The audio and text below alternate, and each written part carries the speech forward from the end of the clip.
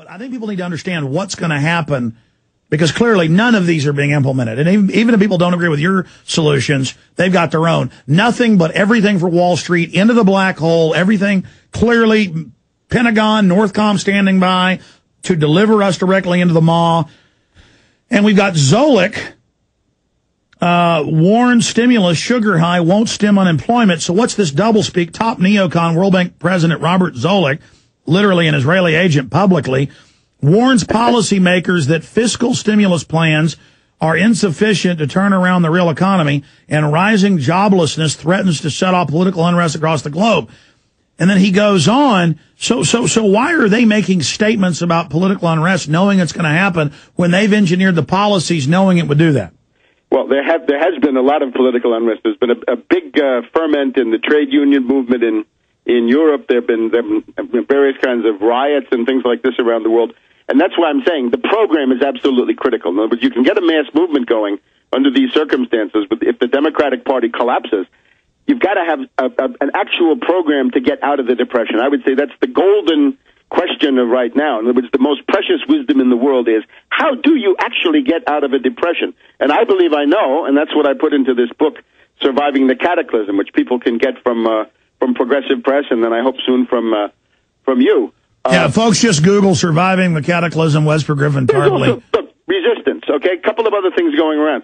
The French government, of all people, the French government has now proposed a Tobin tax, the securities transfer tax. In other words, something like a 1% sales tax on Wall Street bankers as they do their trillions of dollars. I only support that if it's implemented by the nations, not by the very bankers themselves.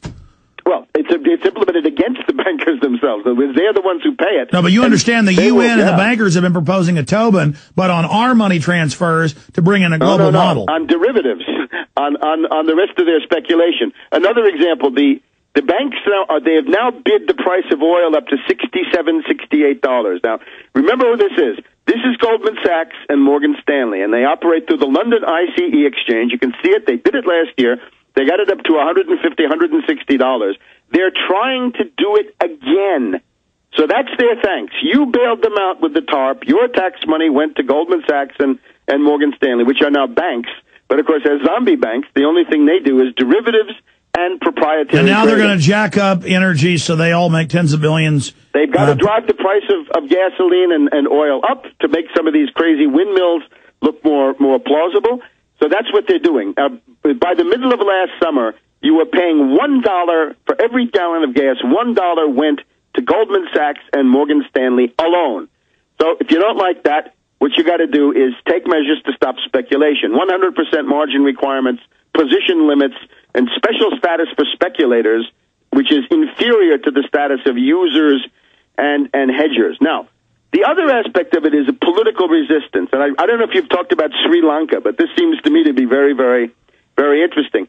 The U.S. and the British, over decades, fomented this Tamil Tiger revolt. These are terrorist butchers of the worst kind, right? Suicide bombers, female suicide bombers. They pioneered all this stuff.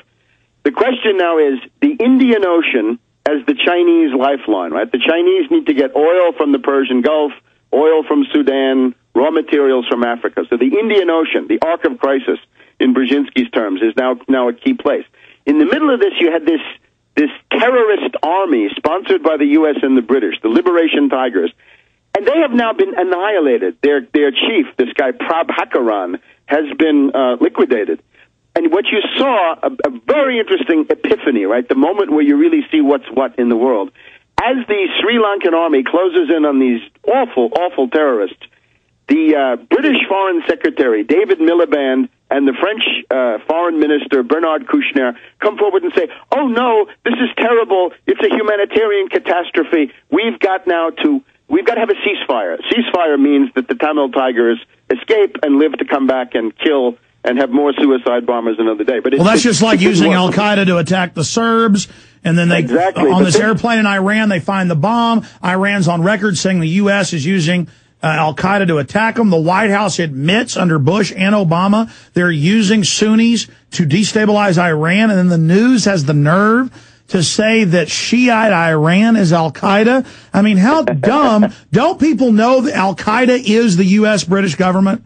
Well, the KLA of Kosovo that Biden has just been visiting, and the Tamil Tigers, and the... But, I mean, that's how ridiculous it is. On record, the White House puts out press releases saying, we got 4 Sunni groups attacking Iran. They're blowing up mosques, trying to blow up airplanes, bombing things. And then they got the nerve to say on the news, look, Al-Qaeda is hitting Iran. We've got to stop Al-Qaeda. I mean, how dumb do these people think the population is? It's specifically Jundullah, right? The Baluchistan U.S.-backed liberation front. Yeah. But now, what the Sri Lankans have done is going to be imitated, and I think the Pakistanis have gotten the idea.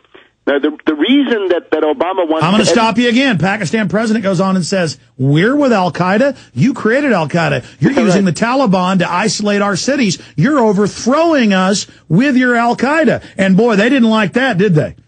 But the answer is now what the Pakistani army seems to have done is to say what the Sri Lankans have done we can do, and that is to say take the conventional Pakistani army, go into the Swat Valley, and basically wipe out the Taliban, which are largely people now who have been recruited by the Indians and by the CIA in Afghanistan and then sent into Pakistan to overthrow the government. Those people seem to have been pretty much mowed down. So about 1,500 so-called Taliban, in other words, CIA secret army types, have been wiped out in the Swat Valley. Minimal losses for the Pakistani army. The goal being that if you can kick the Taliban and the Al-Qaeda out of your country, then Obama will no longer have the pretext to send these killer drones to destroy civilian targets. Which they always target weddings and innocent groups to stir up and to get the Pashtuns and others to join with Taliban Al-Qaeda. Webster, it's so dastardly. On record, Al-Qaeda Taliban is CIA, Mossad, Shin Bet, MI6, on record. Right. And you try to tell the public that, they just can't get it. I mean, this is on record. But now, the difference now, though, is something new. That under Chinese auspices, and this is simply what's going on, like it or not, they've figured some of this stuff out. It's called the string of pearls, right? The Chinese say, well, we need to have Thailand, Burma, Myanmar, we need Bangladesh, we need Sri Lanka, we need the Seychelles, the Comores, we need to get over to Sudan and Zimbabwe. These are your Chinese allies, and this is what Brzezinski and Obama and the Clinton State Department are attacking. So there's got then to be a resistance, and the Chinese are basically showing them how to do it. With Chinese help, the Sri Lankans have wiped out these Tamil Tigers, and it may well be that with Chinese help, the Pakistanis are going to liberate themselves of the presence of these Taliban and Al-Qaeda. Right, I got to shift gears. It's a very promising sign in the world, I think. Highly interesting. People should know about it. Webster, we got to have you up longer in the near future to really let you run all this because you're such an expert on it all, and we really appreciate your time. But going back here, but at the same time, China is Siamese twins here with the United States and the West owning the majority of our debt. And are they going to continue to hold the dollar? How do you see things unfolding versus... There's a big debate in China now because it is, of course, crazy for a developing country that needs to buy capital goods to hold large amounts of dollars, paper dollars in the form of these treasury bonds. The Chinese leadership, they show they're really not as clever as they thought they were. They seem to believe in money in terms of paper money, dollars. Well, these are just green pieces of paper. If you get some dollars, what you damn well better do with them is go and buy some capital goods, go and buy steel mills, go and buy locomotives. Well, they're starting to do that, though. China's moving into copper, gold. They're starting to do it. And that was the moment, the gales of laughter for Tiny Tim Geithner, the tax cheat, the TurboTax man, when he went to Beijing University and they basically guffawed him into non-existence when he said, I want you to know in the worst way that your investments in U.S. Treasury bonds are safe and sound, and they just all started laughing. And I think that's a turning point of world history because it's just untenable. Because they know a slime bag corporate thief that's destroyed America, a little spider is in there, and it's all just a big joke to them. They're trying to prop up their biggest market.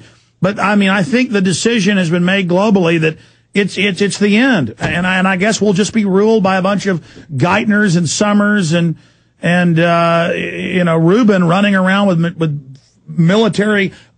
In the time we've got, Webster, then how do you see this unraveling? And now, have you seen the TV ads they're running nationally with people in black and red uniforms marching and they're openly announcing that they're going to be on the streets and are on the streets. I mean, it's actually happening, Webster. It's one thing to say we think it's coming, but I mean, we are descending into hell here. Yeah, it's obviously a bad scene, and there are these quasi-fascist or fascist militias coming out. But I urge people, don't take yourself out of the equation. This whole regime is extremely vulnerable right now. I agree. The big problem is, if you go forward and say, we don't like Obama, but we want the free market, that's a loser. It's not going anywhere. Yeah, they're going to have us argue between left and right when this has nothing to do with it, and a phony right-wing thing versus a left-wing thing. And then meanwhile, it goes off the edge of a cliff.